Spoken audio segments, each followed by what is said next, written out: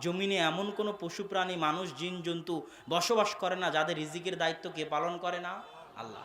আপনি যখনই টাকার ভয়ে সন্তান কম নেবেন তখনই আপনি আল্লাহর এই ওয়াদার সাথে ঠাট্টা করছেন। আলোচনা আরও অনেক লম্বা ছিল। রিজিক কমে যায় কি কি কারণে, তার একটা হচ্ছে নেয়ামতের অবমূল্যায়ন করলে। যেটা আব্বুর বহু বক্তব্যে শুনেছেন যে আপনার স্ত্রী ভাতের দানা পড়ে গেলে যদি না উঠায় তাহলে ও হচ্ছে হস্তিনী স্ত্রী, যার কারণে বাড়ি থেকে বরকত চলে যাবে। কেননা আল্লাহ নেয়ামতের অবমূল্যায়ন কি করেন না, সহ্য করেন না। নিয়ামতকে মূল্যায়ন করলে আল্লাহ বাড়িয়ে দিবে। তোমরা আমার শুকরিয়া আদায় করো, বাড়িয়ে দিব, এটা আল্লাহর ওয়াদা। নেয়ামতকে মূল্যায়ন করাই হচ্ছে শুকরিয়া আদায় করা। নেয়ামতকে মূল্যায়ন করাই কি আদায় করা বলেন তো? শুকরিয়া আদায় করা।